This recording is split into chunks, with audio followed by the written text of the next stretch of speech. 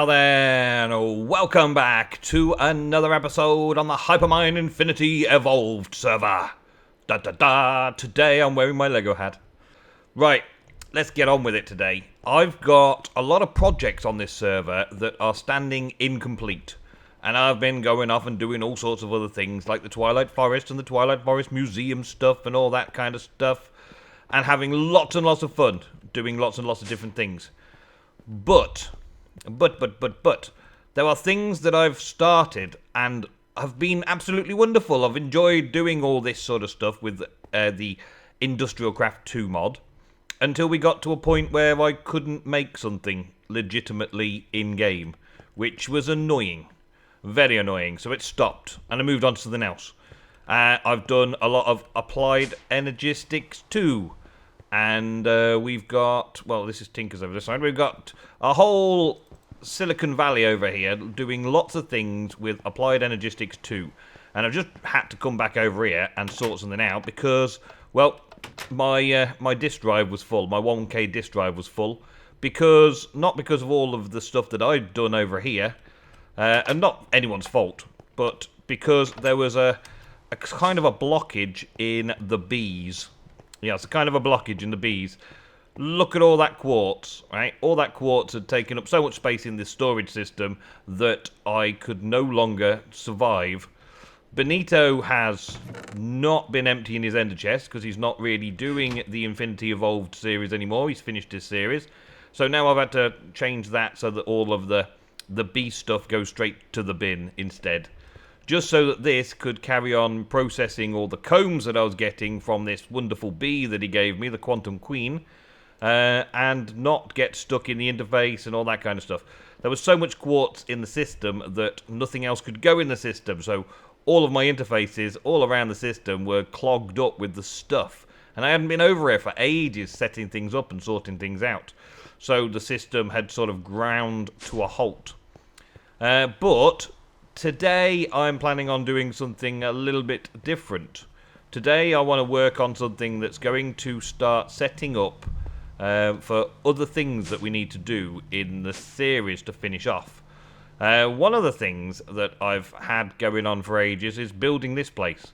And I've not really collected the marble to be able to do it. So getting some quarries on the go to get more marble was a thing that I planned on doing, and a thing that I can do while I'm not online. It can be gaining the marble when I'm not online and start building it. But I did manage to get this level completed. So we've got an empty level here.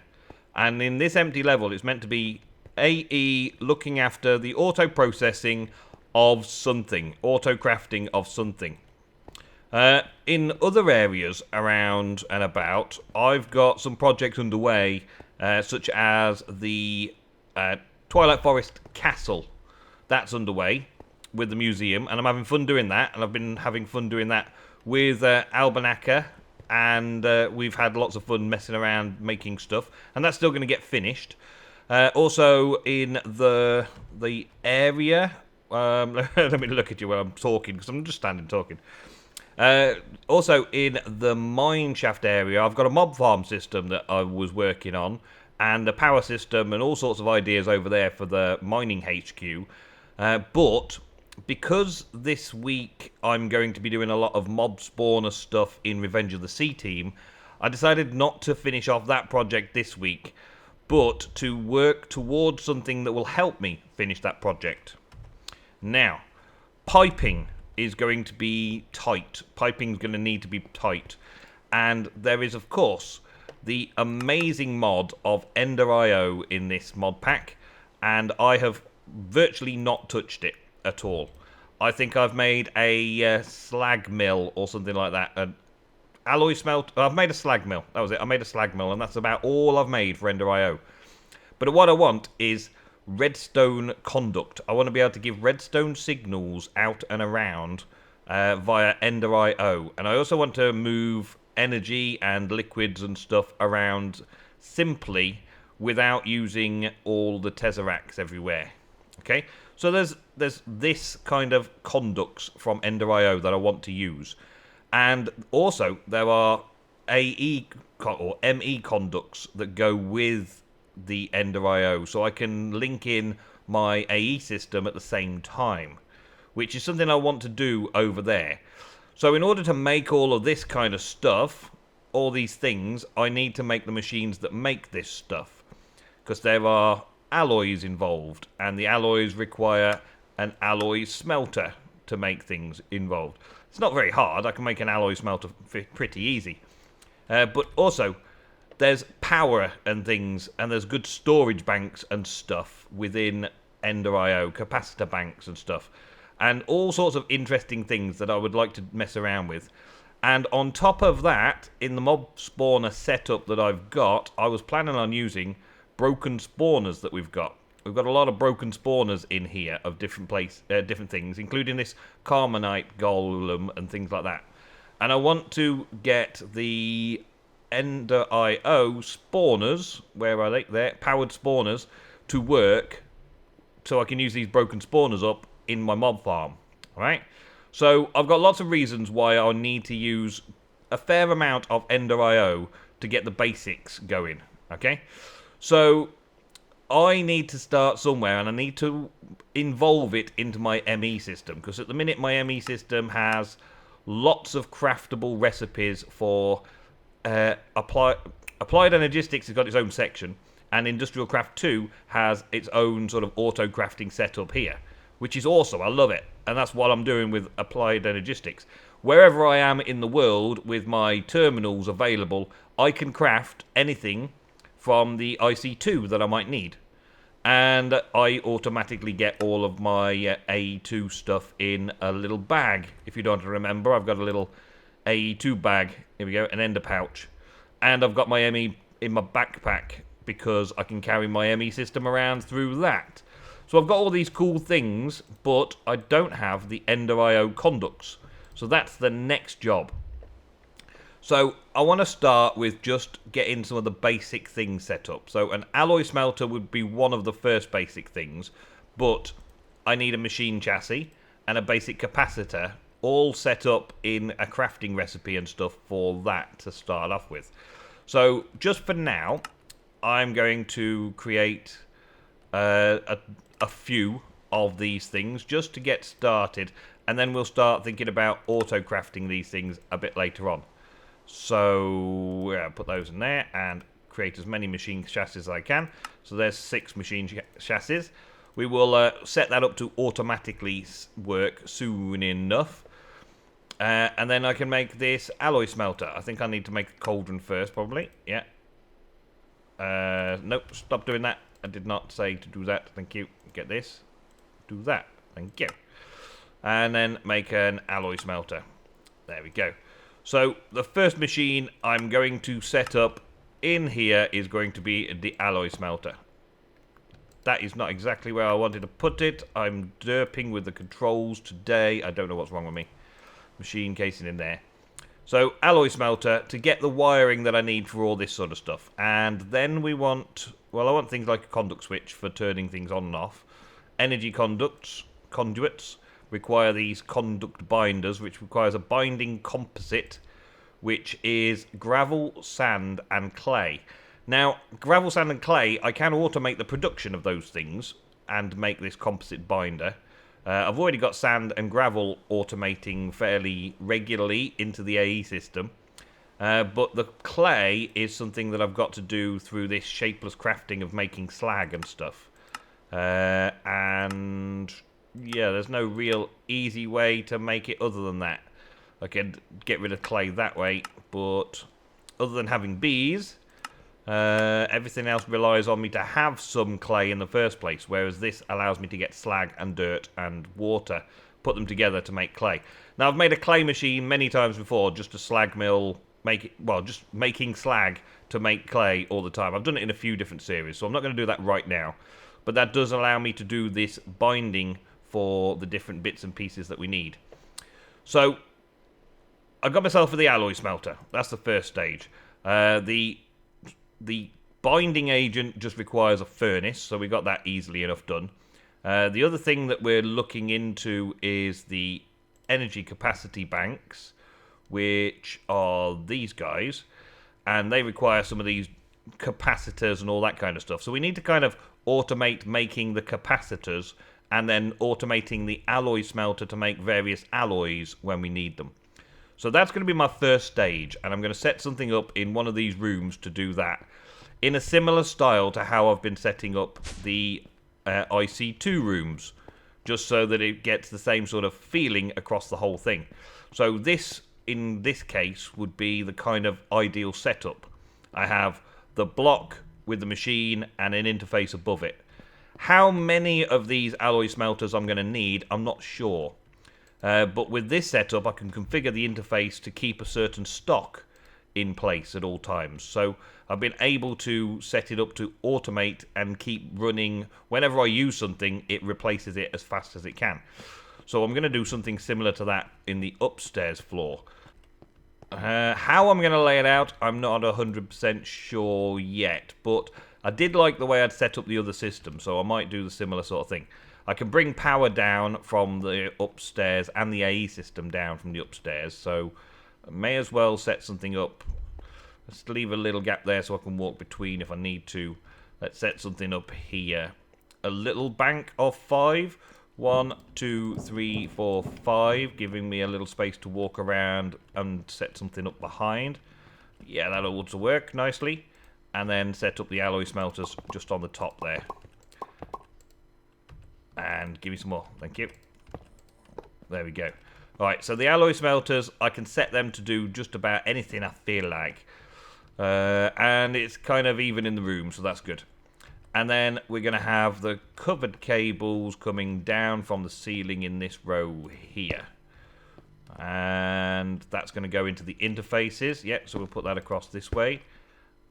Across and across. And then that can go up through the ceiling just there into the roof space where it will connect to the AE system properly.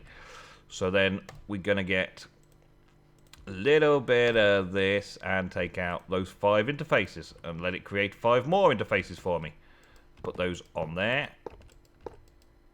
There we go. And that is a nice, simple, easy setup to go for. And then we're going to go through the different things of recipes that I need and also try and set this up. I don't have an I don't have an elevator block there yet. Elevator, no. Elevator block, no. Let's set this back again. Give me this elevator block. That one. There we go. Thank you. And give me another one of those so I can set that up going up there. Just so that I can get up onto the ceiling for now. I'll move it up a bit further a bit later on. And we've got the AE system is coming out through here at the moment. Okay, so I'll bring that up and bring it across so that it ends up being in line with this over here. So this can then come all the way down there and give me power. Right, so now that should have the power set up. Actually, I do need that power back, don't I? Yeah, I need to put some power on the back of the machines. It will be virtually set up with a very simple system. The EnderIO does have a cool interface so that we can make things happen very quickly through the interface, because we can have things coming in through the top and the bottom. Yeah, power's going in there. So let's configure. We can configure this so that items go in and out through the top there. So it's pull and push. Pull and push. So all items will go in and out through the top, which is how that works very, very efficiently with this setup. And yeah, I'm going to be using this quite a bit, so I'm going to have lots of different recipes that I need to set up in here. So the first recipe was for the redstone alloy, wasn't it? So the redstone alloy is the redstone and silicon. Silicon. Okay. Silicon. That one. Yeah. So pulverizing sand or sag mill of redstone or sag mill sand. Sag mill sand. There's a thing to get that. That's possibly the only way to make it. And I should have a load of it in my AE system already. So, yeah, because I'm using it for the inscribers. So there should be something somewhere that's already producing it. It's just a shame that I'm not producing it in the right way. So let's pulverize. No, let's sag mill. Let's sag. Let's sag. Let's sag mill. Can we get a sag mill? Yeah, we can get a sag mill. Awesome. Let's sag mill. And do I want to change this around a little bit here? Just to do it for now. Change the sag mill system there. Put the sag mill in place there instead. And then set that up so that sand goes in it and makes the silicon for me. As an automated plan to start building all this stuff. If I can get the complete automation all in one place, that'd be even more epic. Sandstone. I need to actually make some sand, don't I? Cobble. Let's get some cobble. And I'm pretty sure that cobble will turn into sand using the sag mill. Let's just find out. And if not, then I can just generate sand through other traditional means. And put that into there. So, does sandstone go in and turn into sand? Does it? Does it? Does it? Does it? Yes, it does. Okay, that's cool. And does that turn into sand? We also get this nitor as a spare from that sandstone. Okay.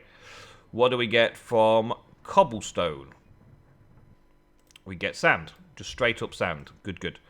Alright, so if I want to set a recipe, I'm going to set it up so that we can get cobble into sand or sandstone into sand.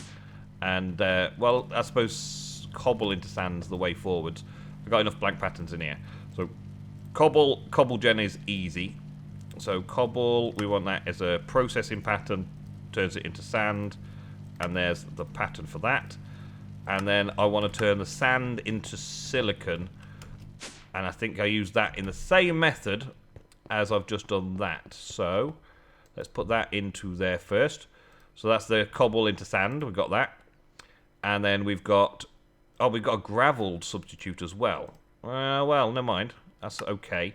We want to auto push and pull that in a bit. But for now, let's just put the sand in there. And the sand should turn into a silicon. Okay, maybe I need to put lots of sand in to make a silicon. Maybe it's a small process. Yeah, there's not a 100% chance. Okay. So how am I going to set that up? I'm going to have to probably set that up so that it's a stack of sand equals one silicon bauble, just to make sure that it does the best it can. So, stack of sand. Yeah, I can right-click it to upgrade it. So we can bring that up to a full stack. Let's go with 40. Because with 40, I'm bound to get at least one silicon. The chances are good. So let's have that. There we go. Alright, so now we've got a method of making the silicon. Hopefully. In theory, silicon. Yeah, it's okay. So craft 100 silicon. So now I'm going to need to make a cobblestone gen to do that, but still. We can still craft, let's make 10 more silicon. That'll do. Start. And then that should start processing through the sand and gravel and all that kind of stuff to make the silicon that we need. So silicon and redstone is the next plan that we need. So that's going to make stuff in here. So one piece of redstone and one piece of silicon on the smelting did make something. Yeah, it's doing it. It's doing it slowly, but it's doing it. It's going to end up making the redstone conduct, this stuff, which is redstone alloy. It's going to start making the redstone alloy for me. So I need to give it a recipe to do redstone alloy first off, so I know how that works.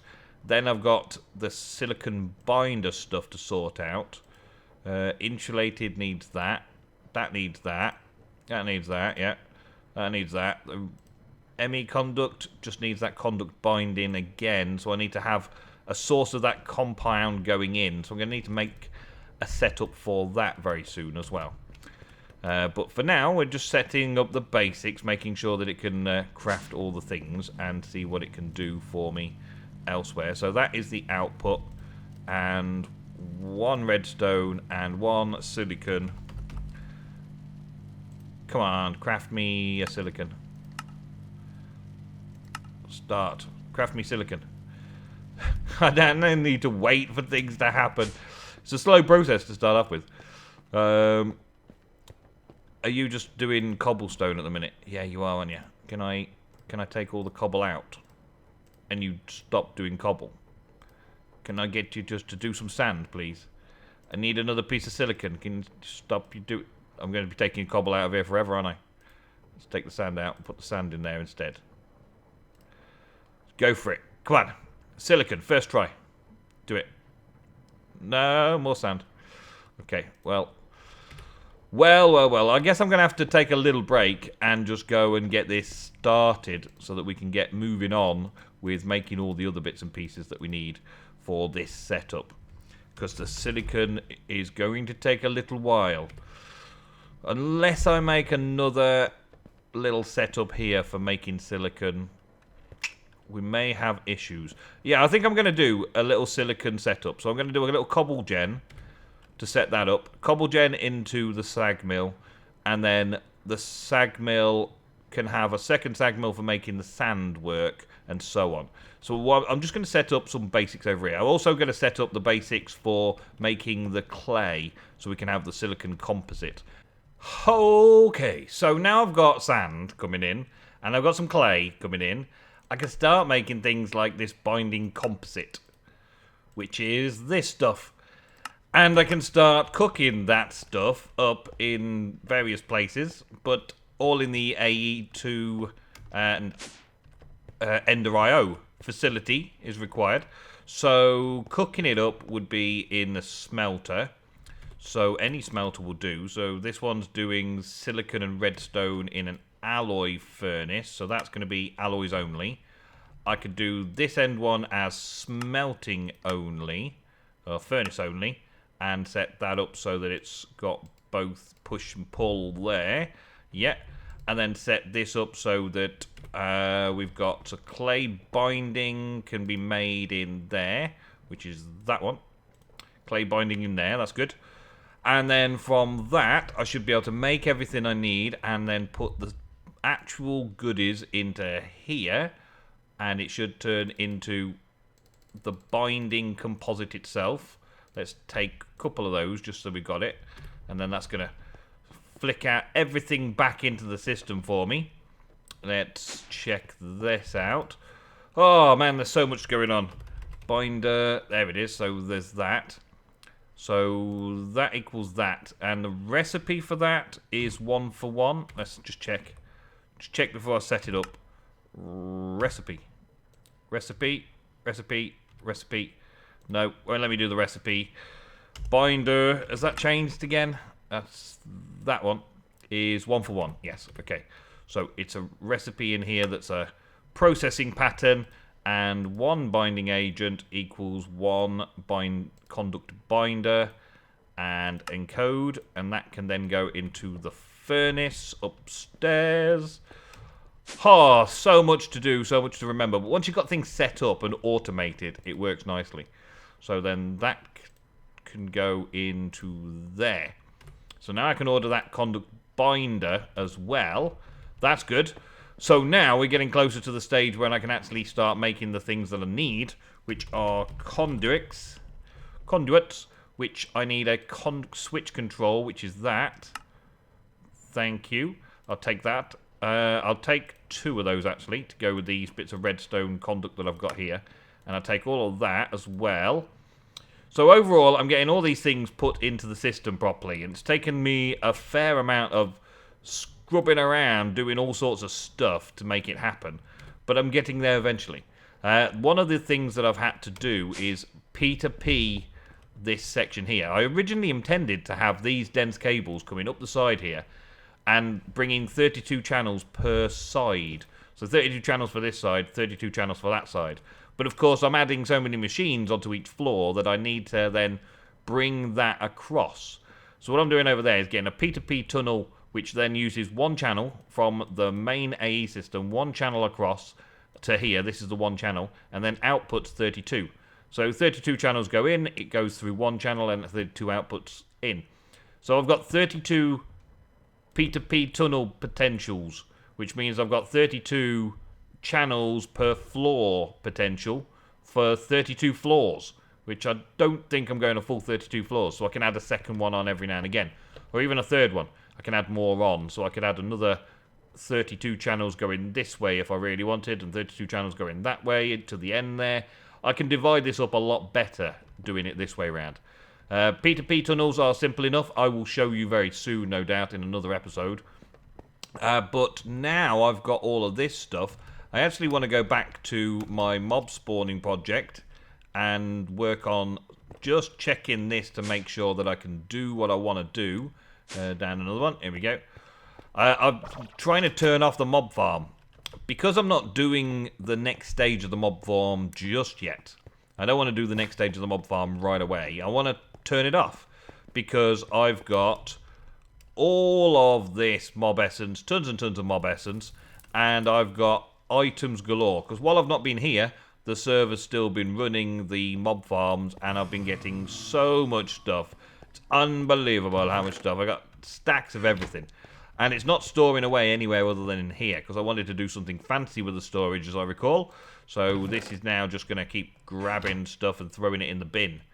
Throwing stuff in the bin down the bottom there. So I need to turn it off, because it's a waste of space, it's a waste of server resources to do this. So what I've been doing is putting redstone lamps in the top. And that seems to have stopped the spawning on the cursed earth, in all the cursed earth spawners. The only thing that still spawns is this blaze spawner when I'm around it, because it doesn't require the light levels to be so bad, does it? So I might change that up for its own cell somewhere later on. Maybe. And that still needs to... yeah, that needs to grow. Okay, that's one other thing that I hadn't thought about. So let's just take this off. So it's allowing the thing to grow. There we go. I could do that. And that'll start that off for a bit as well. But what I want is I want switches on the wall down here that I can then turn off sections of the mob farm. Okay? So I think I'm going to do it around about here. And I want to test it first to make sure that this is something that will work for me. So I'm going to put that on. Put a lever on it here. Here. There we go, yeah. So a lever there should connect to that and turn that on and off. Yeah, there we go. And then send this conduct through here. It's been a while since I've done this as well. I think Agrarian Skies I did this last, so it could be all over the place. So that's off and that's on. Yeah, that works. Okay. So now I've got this conduct. I can bring this across here. I can hide this in the walls a bit better as well, but for now, I'll do this way. Turn all these off this way.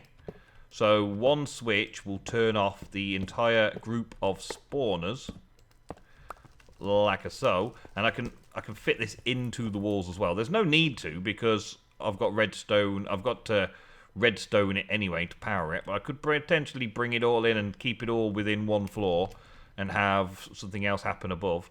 So now, when I'm here, I can choose whether or not the spawners are lit or not, whether they're working or not.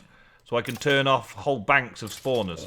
And I believe there's another way of colouring them as well. I don't know. That's green. That doesn't make any difference. That just makes sure that it doesn't turn them off ever.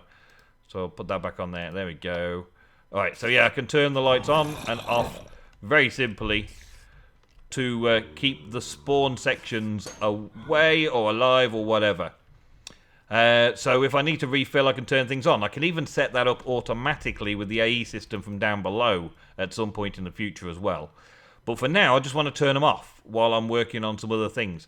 I'm going to get a few other bits and pieces for EnderIO sorted out over the coming episodes, and get all sorts of different things finished off. Just compacting and finishing and sorting projects around, as well as playing around in the Twilight Forest Museum and finishing that off. But that is all we've got time for this episode on Hypermine Infinity Evolved. Thank you very, very much for watching, as always, and I will see you in the next episode.